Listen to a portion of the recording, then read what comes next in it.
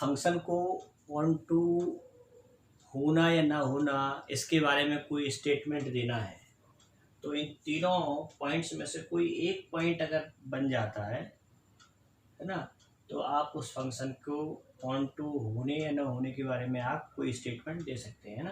तो ये on to के लिए, फॉर ऑन टू और नॉट ऑन टू। तो फर्स्ट पॉइंट है take by be an arbitrary element of codomain. Codomain में से कोई हम आर्बिट्ररी एलिमेंट y ले लेंगे।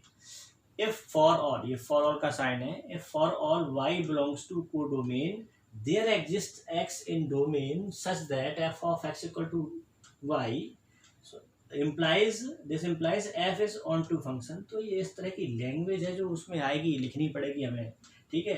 तो ये समझ लेना है आप।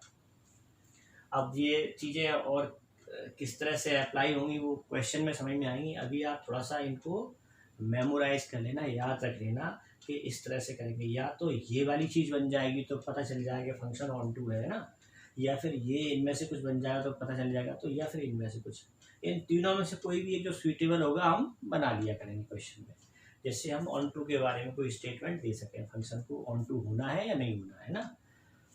सेकेंड पॉइंट है बाय टेकिंग एनी काउंटर और प्रॉपर एग्जाम्पल फ्रॉम फंक्शन। अगर हम फंक्शन में से कोई ऐसा कोई प्रॉपर एग्जाम्पल निकाल सके, कोई काउंटर एग्जाम्पल निकाल सके, हमने कोई y1 एलिमेंट ले लिया कोडोमेन में से ना, if y1 belongs to codomain but there does not exist any x in domain such that f of x equal to y1। कहने का मतलब यह है कि y1 कोडोमेन में तो हो, लेकिन y1 की जो प्री इमेज है वो डोमेन में ना हो, है ना।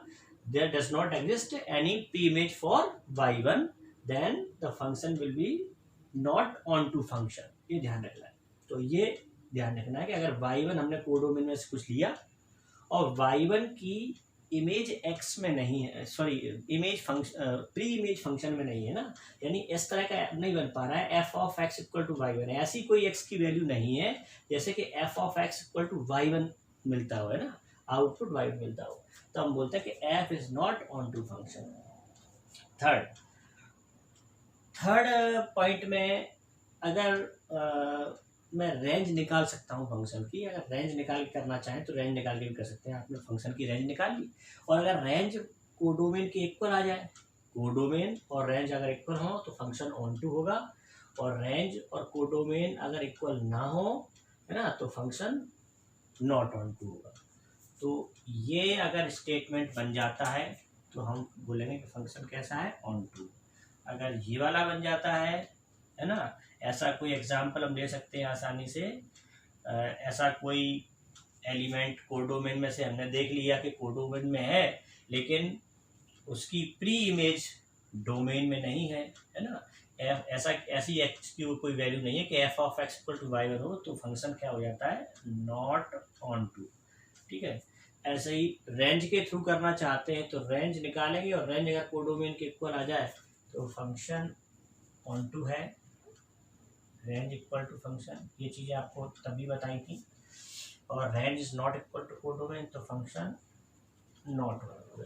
तो ये इनमें से कुछ ना कुछ हम प्रूव कर लेंगे, इनमें से कोई ना कोई ऐसा स्टेटमेंट बन जाएगा जिसके थ्रू फंक्शन के ऑन टू होने ना होने के बारे में कोई स्टेटमेंट दिया जा सकता है। ऐसे ही जो मैंने आपको 1-1 फंक्शन के लिए 1-1 या नॉट 1-1 के लिए 2 पॉइंट लिखवाए हैं, उनमें से भी दोनों में से कोई एक बन जाएगा, वहाँ से हम उसके 1-1 या नॉट 1-1 के बारे में कोई स्टेटमेंट दे सकते हैं, ठीक है। तो ये चीज़ें हमें क्वेश्चंस में अप्लाई करनी पड़ेंगी, इनको थोड़ा सा मेमोराइज कर लेना, समझ लेना, और फिर किस तरह से क्वेश्चन में अप्लाई हो रही है वो आपको समझाएंगे, ठीक है।